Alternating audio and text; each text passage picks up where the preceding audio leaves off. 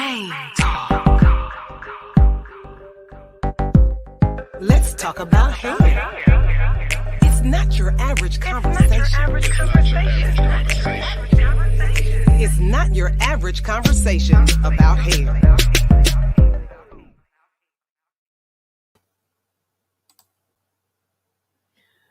Happy Monday, everybody. Happy Monday. It is February the 8th, and what a great day it is. We have a great show on today, and we are so excited. But before I go in and introduce my guest co-host on today, let me take the time to say happy birthday to Kai Ianta, who was the co-host last season of Main Talk. Today is her birthday, so let me just say happy birthday to her. Happy birthday. Happy birthday. Let me see. Okay, now you're unmuted, Sherdon. I think I still had you muted. Yay, happy birthday, Queen. Happy birthday. Happy birthday. Well, welcome to Main Talk, Sherdon. Welcome to Main Talk. Conversations about... Thank you for having me. I'm so excited about this conversation. It is going to be good. It is. It's going to be very good. And for those who are listening, we are live here on Facebook Live, but we're also on Clubhouse. So it is Black History Month. And with both of us being Black-owned businesses, we wanted to take this time during Black History Month to talk about something that's very, very important and near and dear to both of us. For those who don't know, Sherdon is my sister. We got the same daddy. We don't have the same mama. We got the same daddy. So still water, still what? Run deep. Okay. Hello. Because we have the same passion. But we are both business owners, and we often find ourselves in these heated conversations. We are kind of the same, but I would say we're the same. I'm just older. So sometimes our point of views are different and may clash a little bit. And one of the topics that we often talk about is people saying how they don't like to do business with Black-owned business, right? All the time. I mean, if we had a nickel for each time we had that conversation, we'll be rich on that alone. Exactly. And so we want to take this time during Black History Month to talk about Black-owned business versus Black-owned hustle, because it is our thought process that, a lot of times when people do business with Black-owned business, they really are not, sometimes they're not satisfied with the results, right? Or, or we just don't get a break. We don't get a break like at all. I mean, we have to do everything perfect. Hey, Sharon, over here on Clubhouse, we have to do everything perfect. And sometimes it's just aggravated. I know Sherdon has discussed several times about how aggravated she is when she deals with customers, and we're not perfect business owners, and no one is, including the big boys, the big businesses, the big boxes that we deal with every day. No one is perfect, but for small Black businesses, it appears that we have to be perfect. But what we're finding out is that some of the frustrations that people have with business is not that they're dealing with Black-owned businesses, they're dealing with Black-owned hustles. So today's conversation is all about Black-owned business versus Black-owned hustles. Make sure you give us your comments and let us know how you feel. We'll be broadcasting them throughout this broadcast. But it's History Month. It's Black History Month, Sherdon. I'm tongue-tied for some reason. It's Black History Month, Sherdon. And so one of the things that we wanted to do first is to pay homage, as we talk about Black-owned businesses, to the first Black millionaire. Now, some people would say it is who, Sherdon? They are going to say it is Madam C.J. Walker. However, ladies and gentlemen, it is not Madam C.J. Walker. The first Black millionaire was Annie Turnbo Malone. And Annie Turnbo Malone actually owned a hair product line called Portal Products. And Madam C.J. Walker was one of her proteges. And she trained Madam C.J. Walker. And for those who saw the movie Self-Made, I think they embellished a little bit, but they kind of went into the whole story about Annie Turnbo Malone. They called her something, but they kind of alluded to the fact that Madam C.J. Walker did work for her, and she wanted to help Annie Turnbo Malone get her business started. Annie Turnbo Malone wasn't really hearing it, and Madam C.J. Walker hence stole the formula, went off and started her own business, and therefore that's how Madam C.J. Walker got the name of being the first Black-owned business millionaire. But she is not. It's Annie Turnbull Malone. So that's just a little Black history fact that we wanted to start the show with. So let's get into the show, because we're in the Clubhouse, as we said, as well as we are here on Facebook Live. So let's talk about it, y'all. Black-owned business versus Black-owned hustle. So, Sherdon, my thought process is this. Black-owned business, people who deal with Black-owned businesses, sometimes the real reason they deal with Black-owned businesses, and you guys chime in, is that they really want to get a hookup. They feel that if they do business with the Black-owned business, that maybe you'll give them a cheaper price. You'll give them a discount. The expectation is a discount, but the expectation is also the service of them paying full price. Absolutely. I think that, which is why we're covering this topic, there is a misunderstanding between what a business is and a hustle. And because we tend to associate Black businesses with a hustle, i.e. the candy lady, i.e. the basket lady who makes the Valentine's Day baskets, or what have you, like i.e. like the hustle man who sold you some socks on the corner, you are categorizing that person with established business owners with operation manuals and job descriptions and employees. So because hours of operation. And hours of operation. Oh, that's right. A whole conversation. And business licenses and, sales tax identification numbers, yes. And a 1099, all of those things like that. Correct. The list goes on and on. Yep. The list goes on and on. And so I think because there's a confusion and we don't have a distinction between the two, that because the hustle man, the basket lady, the candy lady is all cheap, you expect me to be the cheapest option too. You expect me to be the discount, and that is not the case. And so then you get frustrated. So I have this example, and please chime in. I have this example. So if you want to get your air conditioning service, I was talking to a friend of mine the other day. You want to get your air conditioning serviced. So what you do is you find the man who is the Black-owned hustle to come over and add some Freon to your air conditioning system. You don't want to really pay for the Black-owned business who has a location with trucks, employees, as you said, who has insurance on all of the trucks, insurance on all of the employees. And so what you do is you get the Black-owned hustle business, and not knocking that. That's not what we're saying. We're not knocking the Black-owned hustle business, but you get him. He comes over, he puts in your Freon at a cheaper price. Maybe he's late. Maybe he leaves stuff and dust all around your home, and then you're frustrated and you say, you know what? That's why I don't do business with Black-owned businesses. First of all, he showed up late. Second of all, he left all this stuff around my house. Third of all, he wanted to have me to go to the teller machine to get cash because the brother don't even have a credit card machine. What type of business is he? That's why I don't do business with Black-owned business, because they don't have their stuff in order. But the truth of the matter was, you wasn't doing business with a Black-owned business. You was doing business with a Black-owned hustle. And we really have to delineate and make a difference between the two, because that brother, that sister who is spending that money on insurance, just like at NeuroTrust, we have to have insurance on the employees. We have to have insurance on all of the cars. We have to have insurance on the business. We have to have insurance on the business. We have to have insurance on all these different things. Whatever you just did, I hear feedback, Sherdon. Whatever you just did, I hear feedback. I don't know if you took me off of your earphones or not.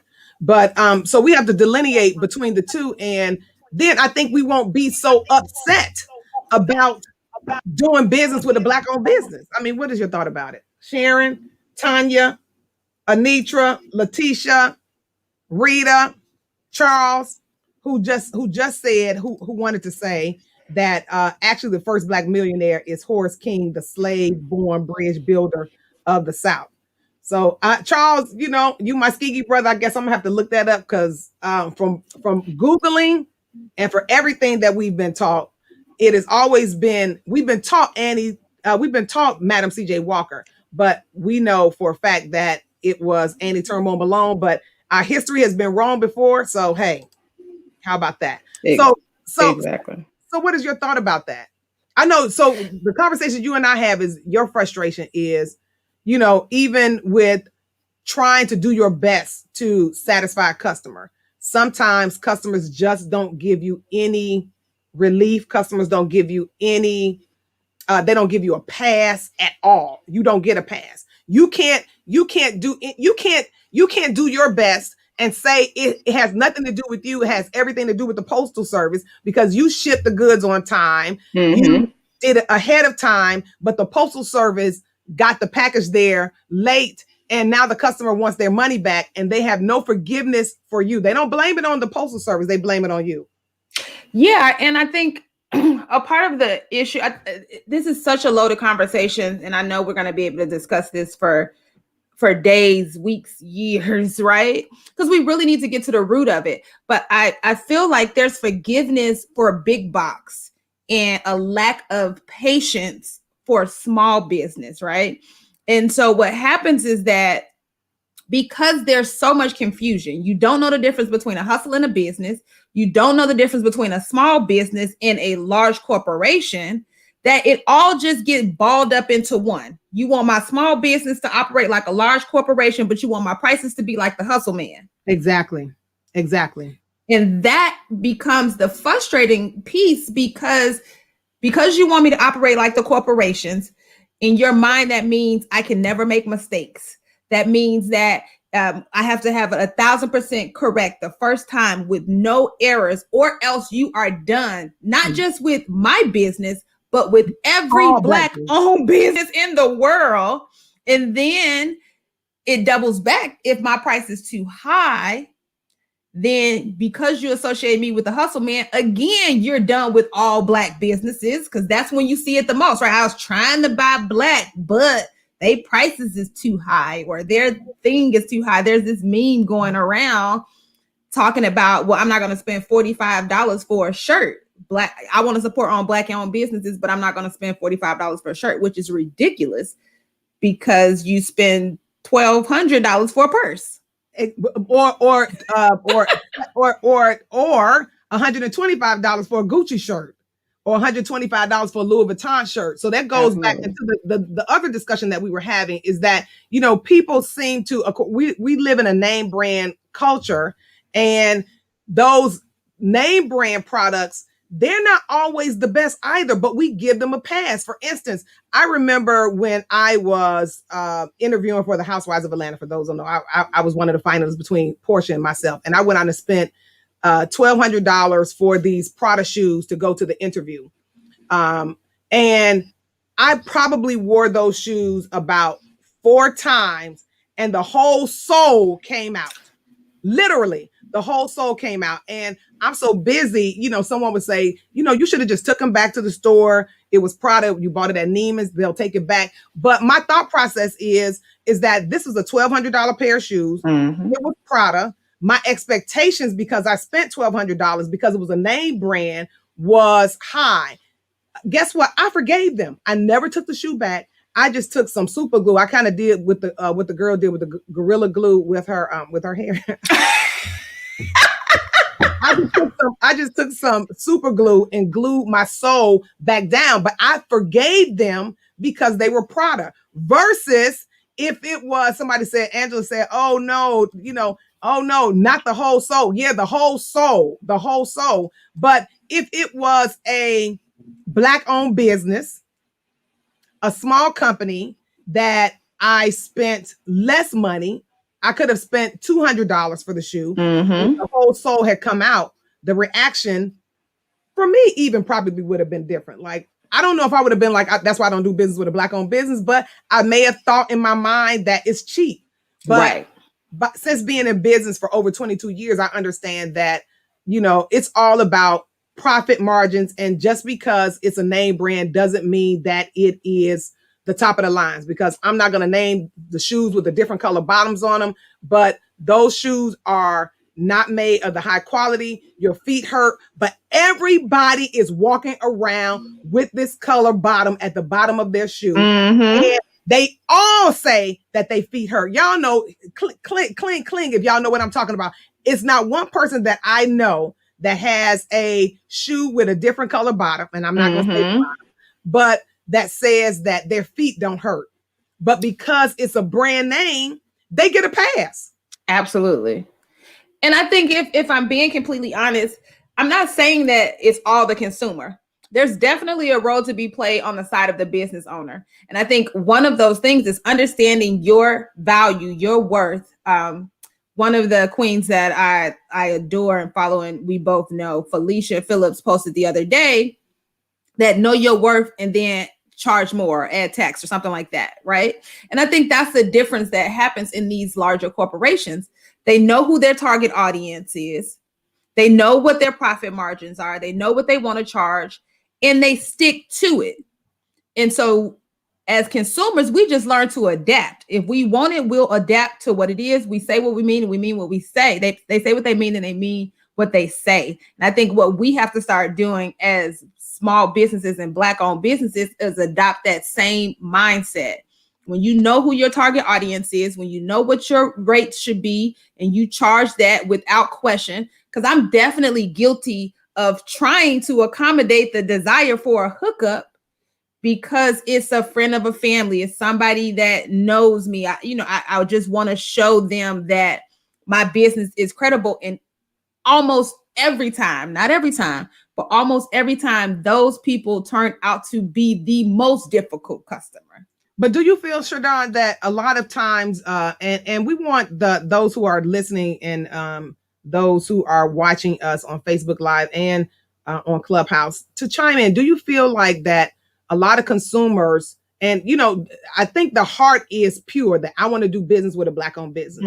And the reason why they say they want to do business with a Black-owned business is because they say they want to keep the money in our community. I really want to support business X. I really want to support business Y. I want to give my money to a Black-owned business. But then there is this thought process that, like, you need the money and I'm paying you and I could take my money back. Right. Because I know you need the money, and because they feel like you need the money, that they feel like you are bent over backwards to do whatever you have to do to keep them as a client. This is Main Talk, and this is very prevalent in the hair salon industry. In the beauty industry, I've seen so many hairstylists charge the same amount of money for a shampoo as we did back in 1984 because they're so nervous to go up on their prices because they feel like they'll lose customers. And the customers run the pricing module, not the stylist, because they're so nervous that the customer is going to leave. And customers have been a little brutal, not all again, but customers have been a little brutal. I've had customers say to me in the past, like, "Oh, I see you driving that car. Oh, I'm paying you very well." It's like, right. you paying me well. You pay Kroger well, you pay Walmart well, you pay any of these major Macy's, whoever, Winn-Dixie, Big Bear, if you want to say everybody getting it but us. But you don't have to bring it up in my face like, I'm paying you well. And I think that with Black customers, when they see you, when they physically see you blossoming, when they see you flourishing, when they see you with a new car that your business is doing well, and then maybe you can buy a new car. Maybe you can purchase a new van for your business. Maybe you can buy you a new watch. Maybe you can do something. The customers kind of feel like they own you and that they are a product of your success, and they want to take their business somewhere else because they feel like I ain't gonna be making her rich. Absolutely. And, I think there's so many components to that. One, I believe in our community. Well, let me rewind. The first thing is that I think it's important for us to be willing to get rid of the many to get the best of the few. Meaning, be okay with weeding out all of those people who only want to pay you a quarter of what you're worth to get 100% of the consumer that wants to pay you all that you're worth plus some. But one, it turns out to be less work. But it's hard sometimes because if you're trying to grow your business and you've been there and I've been there as well. I don't know, I can't tell you how long I kept my shampoo at $9.99, then $13.99, and now it's still just $15.99 because as we go back and talk about what you said earlier about your target customer, it's unfortunate that Black consumers, if they know you are a Black-owned hair product, if we think about the Black-owned hair products that are out there, they feel like they don't want to pay you, like $19.99 for a shampoo, or my hair vitamins are $34.99. However, there are vitamins out on the market that are not Black-owned that I know personally Black consumers have said to me in my face, they spent $88 for that vitamin. But because I own the product line, that $34.95 is too high. Absolutely. But see, that goes to my next point, right? The other issue I believe that's in our community is that when we see ourselves, we don't see our wealth, our worthiness, our value. So if I'm shopping with another Black business and I don't think that I'm worthy of wealth, success, all of these great things, then I can't see that in you. See, we were taught that white equals wealth, success, money. So it just makes sense that we give it to them. We don't think that we're helping them get rich because we think they're already rich, no matter what their circumstances are. In a Black community, we think if it ain't for me, you ain't going to be, you know what? Exactly. And that's the problem. One of the many. And then it's so close. I remember you and I were having a conversation.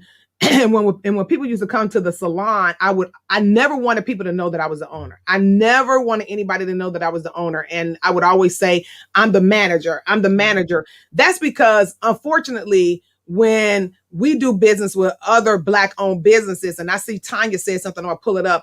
We kind of feel like that we're too touchable, we're too reachable. And if people can touch and reach you, they feel like they can sway you. I remember having a conversation with a customer in the salon. I just happened to be by there.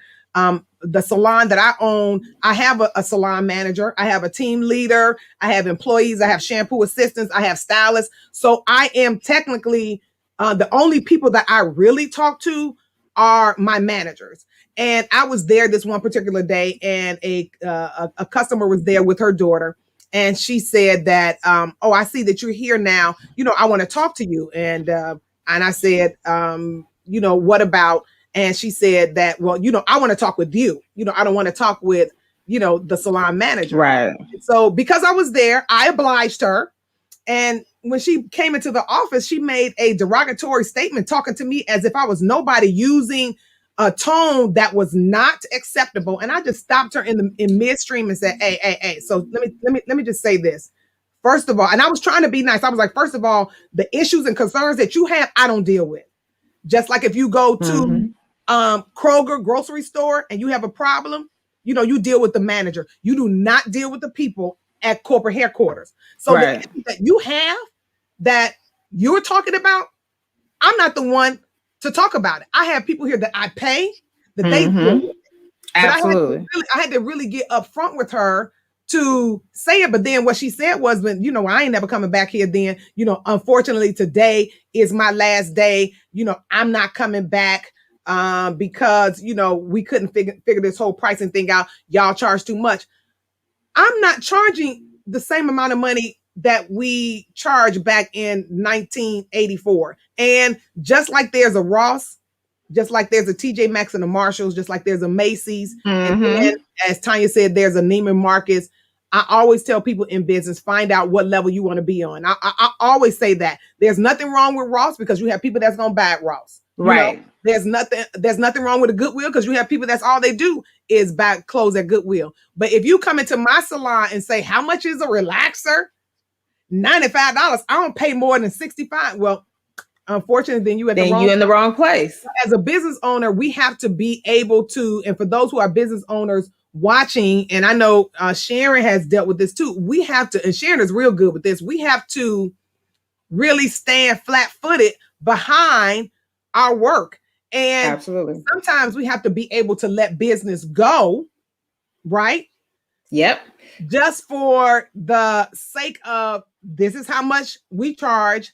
This is what we bring to the table. When you come here to our salon, we offer coffee, we have tea. You can even make it a latte. You know, the music is relaxing. We spend money in making sure that you have an experience. And this is not Zuzu Salon where anything is going on. You know what I'm saying? Yeah, absolutely. And that was my point earlier, is that I know it's challenging. I know that there's so many different levels of business, and sometimes you feel like you can't be without that customer, but you're never going to grow past that customer if you don't start weeding them out and having an action plan to say, hey, my sales may drop a little bit, but I'm going to create a marketing plan, a strategic plan to target the ideal client that can afford what my rates are, period. And you have to move on, because for me, similarly, you know, I have customers, the things that, the phrase that annoys me the most is, I was trying to support you. Don't try to do nothing. That's okay. Right. Exactly. Either you here to get what you need or you're not. But there's a cost to doing business. And so I even had someone to ask me, well, how much do you pay for the shirt? Well, how much do you pay for the materials? And my thought is, well, how about you do it yourself? Exactly. Because I have to pay for cost of goods. I have to pay for labor. I have to pay rent, overhead. There's all these expenses, but you only want me to charge you the cost of the good? If it's that easy, do it yourself. So if you don't want to pay people, do it yourself. But first of all, you shouldn't even have to, you know, that shouldn't even be a conversation you should be having, which is the crazy part about it, because it is nowhere where we go to walk in a store to say, how, like those Prada shoes that I bought, I didn't say, how much did they pay for them? You know what I'm saying? How much did you pay to get these made in wherever you got them made, or if you have your own factory? How much did you pay for? All of us watch Shark Tank. And the first question Shark Tank asks is, what are you getting them for? So as a part of business, we know that there is a markup. And so to have a discussion with you about how much you're paying for something, I just think it's out of line. But it goes back to what we were talking about: Black-owned business versus Black-owned hustle. The respect, the disrespect that is shown to Black-owned businesses, it's crazy. I had someone call the office and say, I think we were on back order. We're very rarely on back order, but this particular time, this was years ago, we were back order on one of our products. And one of the ladies said, well, if I call brand X, they'll probably have it in stock. And I said, well, if you call brand X, you wouldn't be speaking to the owner either. And she went on to try to tell me how she thinks I should run your business. I mean, that is one of the biggest things that we run into. People who don't have a business, people who have never done business, right? People who have never sold one product, people who have never exported, people who have never imported, people who have never had an employee, people who have never had payroll, people who have never had nothing, not even a hustle, will try to tell you how to run your business. And I'm the type of person that I'm very open to listening to what outside people say, because the truth of the matter is, sometimes when you're in your business, you can't see everything. So I've been like the open type of person that, you know, I'll welcome outside, you know, thought processes, just because I want to hear. Because sometimes when when you're married to it, when you're on the inside, you can't see. But it's frustrating when the conversation that you hear from a Black-owned business is, or from a customer, is that they want to try to run you and tell you how to run your business. Let's go with Tanya said. Tanya said, I think sometimes people feel like if a store is bigger, that means the product or service is better. Bigger doesn't mean better. With my business, service, personalized service is the key. Bigger stores don't provide that type of service at the same cost. And that's so true, Tanya. Absolutely. It's almost the opposite. Like my experience with certain big boxes, right? Wally is a great example. The service is absolutely awful. Absolutely awful. There's never, they got 20 registers and only 2 of them, maybe 3 are open.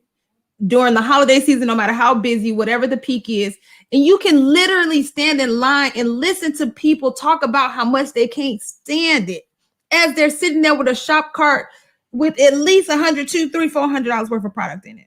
And they'll be back. But the same thing with some of the home stores, the exact same way. You in a home store, you need to buy a new handle or a new screw, and you can't find anybody. Yes. But the difference is, like Tanya says, it's big box and it's acceptable versus when it is small box, it is unacceptable. Now, Rita said, one perfect example is the Korean beauty supply store owners. They offer bad service, but we don't place any expectations. And Rita, when I tell you, you hit it out of the park. They will follow you around the store. You know what I'm saying? They will follow you around the store. They're not going to give you a refund at all. Never.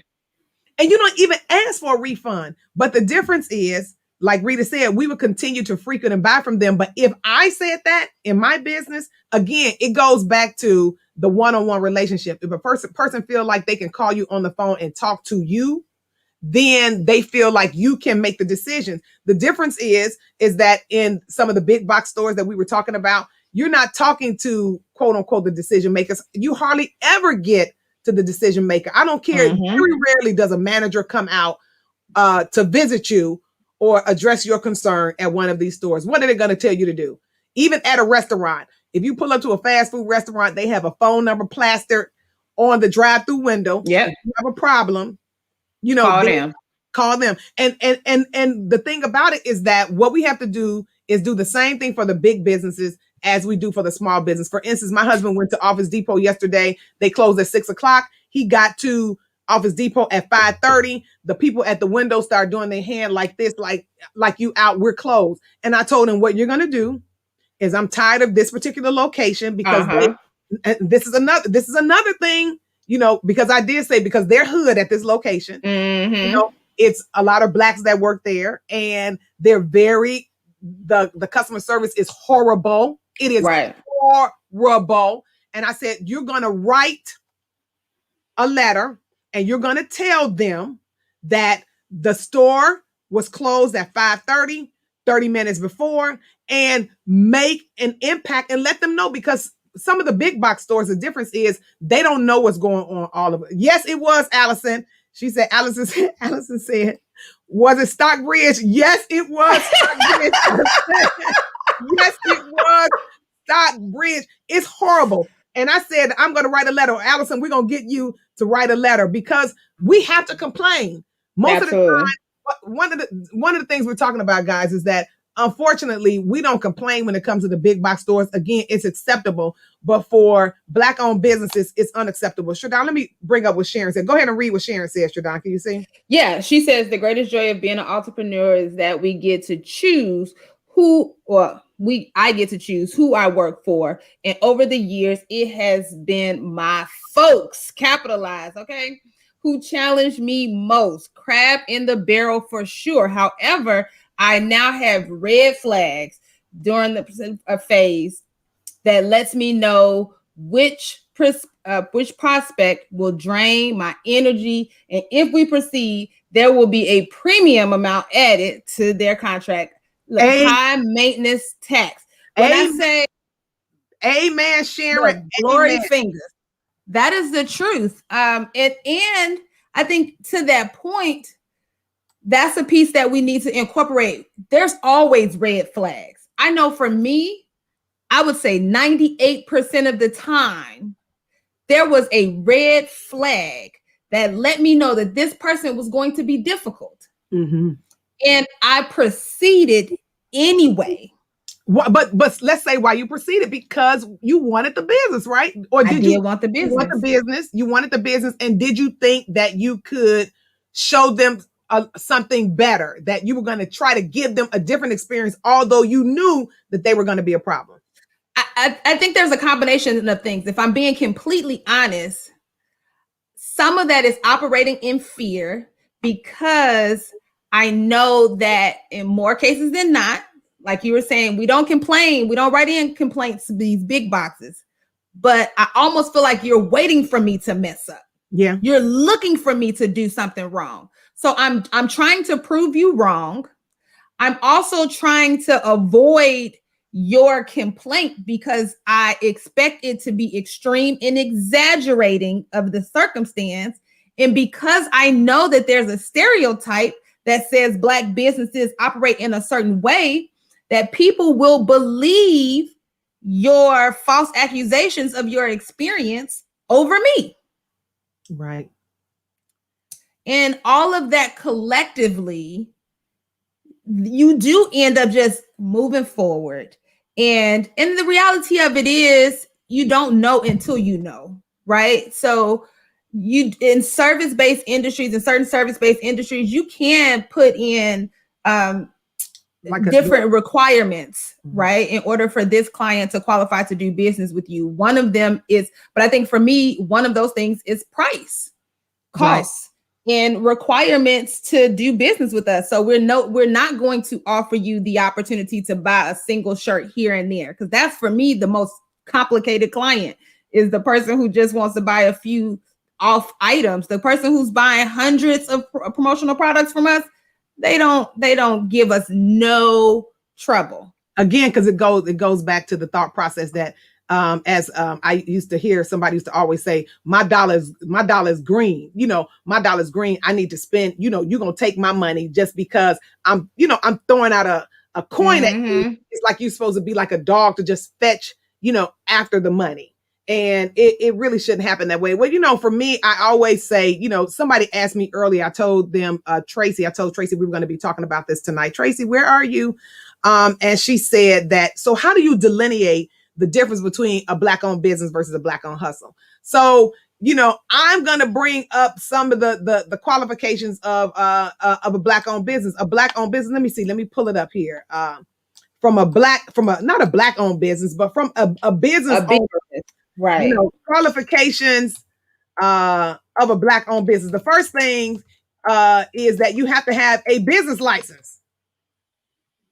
You have to have a business license. Let me see. I think I lost my screen over here, so I'm just going to go. The first thing is, if a person has a business license, if you have a actual storefront, when you walk in, the business license is on the wall. Just like at a restaurant, they're going to have their business license on the wall. They're going to have their score on the wall because they have certain requirements. So if you want to find out if you're doing business with a certified real business, number one thing, use Google. Google is like the new Yellow Pages. Right. I always tell people that, there's certain things you have to run a business, and a business license is one of them, or a Dun & Bradstreet. Nowadays, we have what they call Dun & Bradstreet verified business. Look the business up. If you can't look up the business and you can't find them anywhere, the chances are they are not a business. I tell people when they come into a salon that if you want to make sure that you're being serviced by a licensed professional, look for the license. At our salon, the licenses are on the wall when you walk through the door. At some of the other salons that have independent operators, the license may be on the station. But these are things that we should, if we are trying to do business with a business, these are the things that we should look for. But I think that we're just not trained to look for those type of things, and mainly because we want to pay a cheaper price. So we don't really care sometimes. And since you're going to define business, I'm going to define hustle. If you can text message your order, if they say pay me cash or Cash App, or they don't have any credit card processing systems, if all of your communication is through DMs on social media, if they don't have a website, all of these are red flags, people. Right. And to that point, so when you're now doing business with an actual business and they say, here's my business number, don't text me, don't call me on my personal cell phone number. We don't do quotes through DMs on social media. We don't take Cash App. When we have those restrictions, that's a telltale sign, in my opinion, that because it's an established business and not a hustle.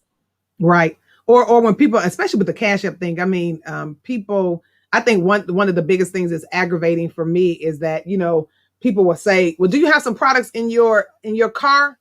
It's like, like, no, I don't carry products in my car. Right. You know, if I was hustling, I would, but I have a actual business location where we actually ship from. And then I actually have a salon where we sell at retail, but I don't just drive around with products in my car.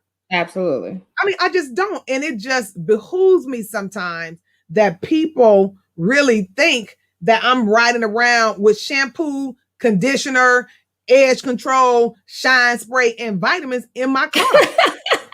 I mean, I just don't. And I can drive somewhere, they'll be like, you got some in your car. And I was like, if my business model was that like of a Mary Kay or you know, maybe a multi-level marketing business, then maybe I would, but I don't. And so, you know, I think the biggest thing, and we have just a few more minutes left, I think the biggest thing is that we wanted to have this conversation because it is aggravating. And there was a study that showed that, you know, during the pandemic, so many small businesses closed down because they were hit very hard.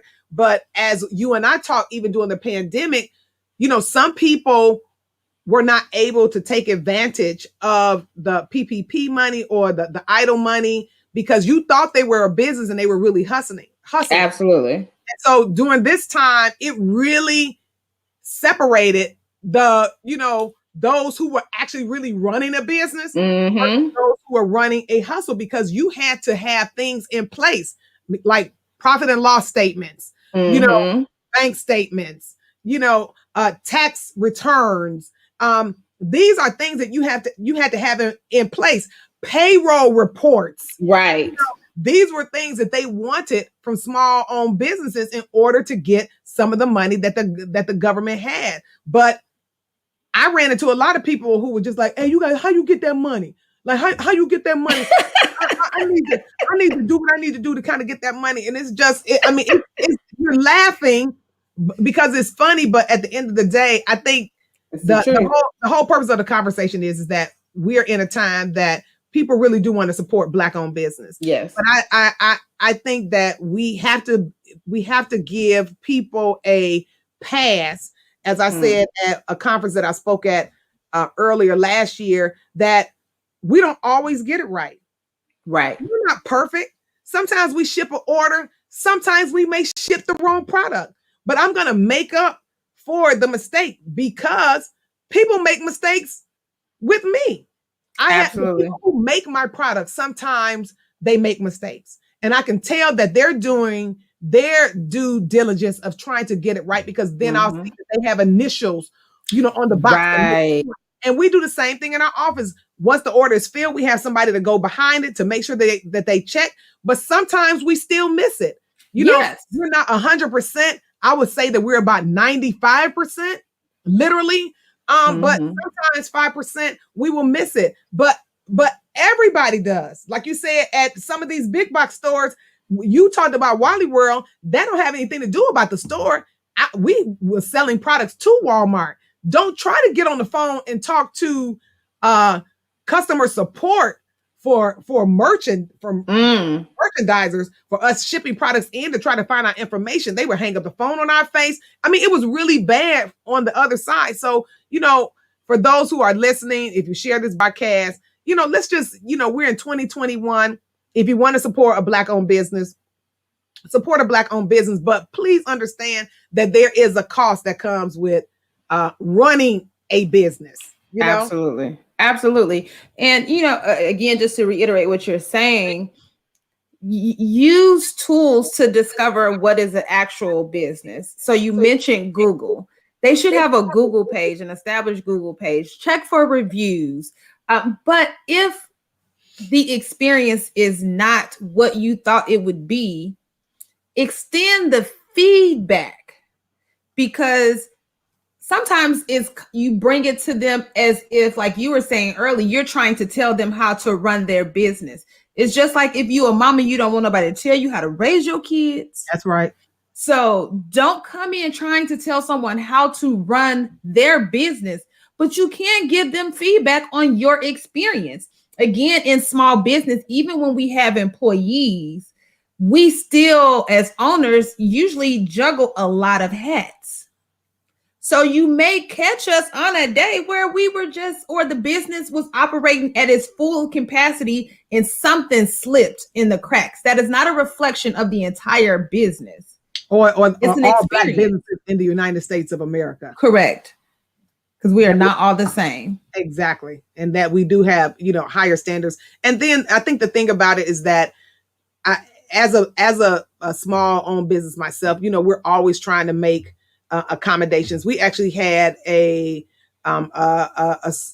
issue at our salon where a lady came in and she was describing over the phone that she wanted a curly hairstyle, like curly.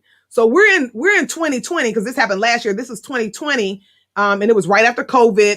We lost our receptionist, and we had like a fill-in. And so the person who was filling in, she thought curly, like Rod said. So the lady came in. The lady was older. She was in her 60s. She got a shampoo. She got her hair set on rods. And at the end of the day, once the service was over, she said her hair was so cute, though. She said she hated it. And I was like, you hate it? Like, why do you hate it? And she wouldn't say anything to me at the time. So she sent an email and she said that she would never visit the salon again.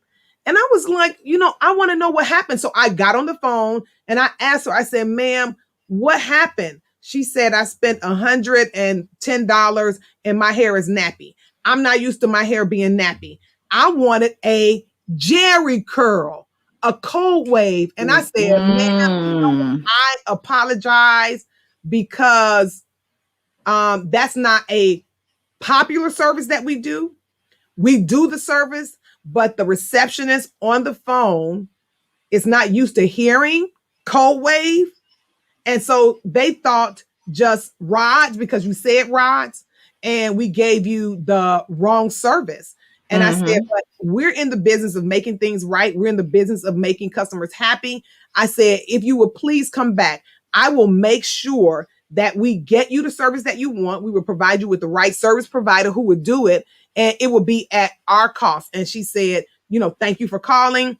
She didn't want to come right now because it was COVID, but she would give us a call after COVID was over. So that was like last year, like June, July. She came and got her hair done 2 weeks ago and she left a $50 tip. Wow. And so it's not that we always get it right. Yeah. It's just that when we get it wrong, give us the ability to make it right. Yes. And I think that is the difference. Sharon said, but she sat through the whole appointment and wasn't clear about what she was getting. Girl, bye. But what it shows you is that some people are, and since we have about 12 more minutes, Shadon, because we would have done an hour, 12 minutes. We just stay here, for an hour. This is a special edition of the Black History Month version edition. But it just shows you that some people don't want to say things, especially in a salon. Some people don't want to have a confrontation. Y'all know in salons, Sharon, I know you kind of different in a salon. Some people don't want to say anything. They will sit there and not say anything because they don't want to have a confrontation. But on the flip side, as we talk about Black-owned business versus Black-owned hustle, why is the salon the only place that can get away with doing bad business? Yes. The salon, we would frequent the salon over and over and over again. And it's not about Black-owned business or Black-owned hustle. It's about this thing right here on the top of our head that they could do personality collections. They can talk on the phone over your head. They can eat food over your head. They could be an hour late. They can have you in the salon 4 hours and then still charge you, and you will complain, but you will still go back to that salon. And so with this being a main talk conversation, why is it that the salon is the only place that is allowed, is the only Black business that is allowed to do bad business? So I'm going to touch on that because recently I hired someone to braid my daughter's hair. And she had all of these requirements, like you had to pay a deposit, fine. And within that deposit was all these rules. There's a $10 or a $20 charge every 10 minutes that you're late, like all of these, if you cancel too soon, we are going to, your deposit is not refundable, all this stuff about being late and no refunds and all this stuff. Well, she was 30 minutes late. So I'm like, does she pay me now? Like, how does that work? Because I would have had to pay her extra if I was late. Right. But she did such an amazing job. And it is the hardest thing to find somebody to do my daughter's hair that I'm willing to forgive it. But there we are again. So you're willing to forgive it. And here we are having a full conversation about, the salon is the only place that we have this forgiveness. What is it? Can somebody type, what is it about our hair? I'm trying to find this post that I want to share before we go off the air. It was a post of a young girl talking about the black salons today. So let me come out here and share this because it is so funny. Someone sent me something. I think it was Tyrone sent me something. Tyrone works at our salon. Tyrone sent me something on Messenger, and it's too vulgar to play, but it's so funny. But it's the truth about our salons. And so, as we talk about black-owned business versus black-owned hustle, we have some salons that they are hustling, and sometimes they're not really licensed. So let me come out here. Let me show this. Let me share this. Let me share the audio. And y'all respond to this. Let me share this. Let me take this off. Okay, so let me come back here. Hi, are you Susie Styles? Yeah, I wanted to set up a hair appointment for Saturday. I sent you a DM. Ma'am, I do not respond to DMs. Please do not DM me, ma'am. I'm sorry, I wasn't reading. But I did call and text the number that you provided. Please do not call or text my phone, ma'am. I do not know you like that. I wanted to get a silk press, but I was wondering, is this competition? Ma'am, please arrive to your silk press appointment with your hair shampooed, conditioned, deep conditioned, detangled, blow dry, silk, and pressed, ma'am, so that I can do my job. That is stated on my website, ma'am. Oh, okay. Well, that's another thing. Your website hasn't been working for a while. Okay, well, if I wanted like body or like curls or like for you to bump it. If I have to bump or curl your hair, ma'am, I do charge a bump. Okay, if I wanted Ma'am, your hair needs to be cut before you arrive to your appointment. Please refer to my website. Okay, well, I guess I'll just cut it myself. Do you do kids? No, ma'am. No, ma'am. Absolutely not, ma'am. I do not do kids' hair, ma'am. Please do not bring your kids. I will charge you just for having kids, ma'am. No, ma'am. And please know that there is a late fee. If you are late to your appointment, I will charge you. And if I am late, then you will also be charged because you should know I'm about to be late. So you should not show up early or on time. Thank you for answering my questions, I guess. Thank you, ma'am. Have a great day. And please be sure to refer your friends and family to Susie Styles. Thank you. Hi, are you Susie? So that was funny. The one that I got yesterday was a little bit worse than that, but it is so funny that these memes are going around about black-owned businesses and how we act, because one of the things that's happening today in the black salons, and it's funny that people are doing this. I know that my sister Teresa back in Chicago talked about this, that now stylists are requiring that you shampoo your hair before you come to the salon. Which is crazy. And the truth of the matter is that according to the state board rules and regulations in Georgia, I'm not going to say about any place else, but I'm sure it's the same statewide, is that you have to have your hair shampooed when you come into the salon, because whatever you have done to your hair outside of the salon, I become responsible for. So even if you say, we have clients who say, I relax my hair at home because I wanted to save money on the relaxer in the salon. I mean, technically, I shouldn't even do your hair if you do that, because if you did some damage to your own hair and then I styled it and you came back and say your hair fell out, I will be responsible for your hair. Well, I'm laughing because Alice is saying, "Oh hell no, I come to the salon." I know that's right. To get a shampoo.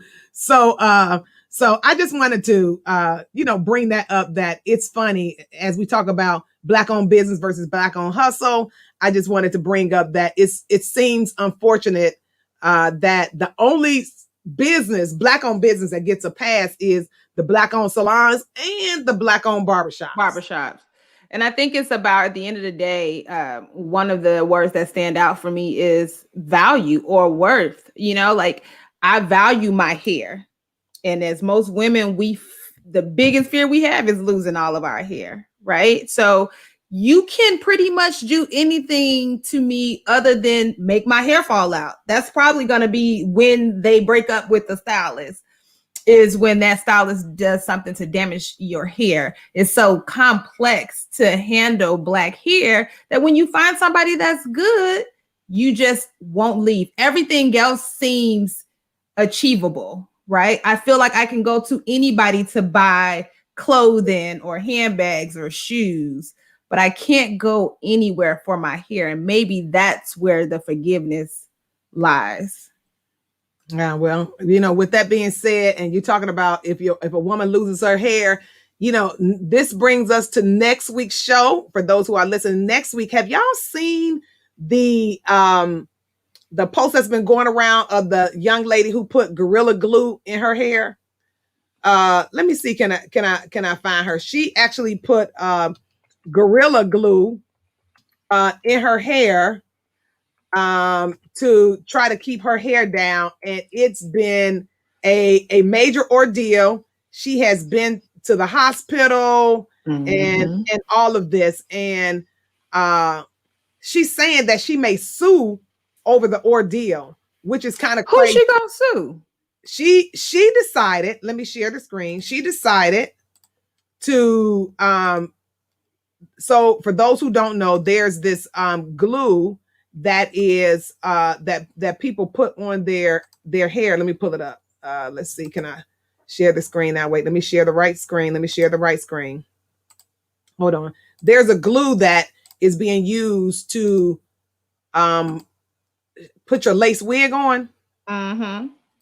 And this particular, here it is here. Let me see. Can I make it bigger? This particular young lady, she ran out of the glue to hold her lace wig down. And let me X this out. Hold on, guys. Let me pull this out.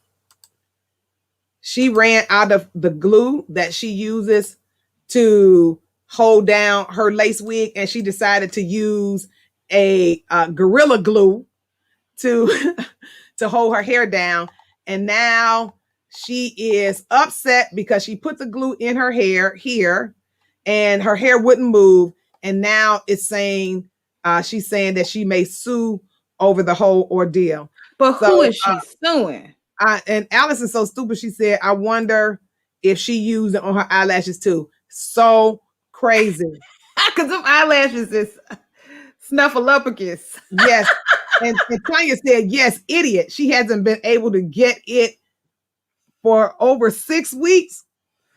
So next week, we're going to be talking about the hair myth, hair techniques, listening to people on YouTube, going to YouTube University.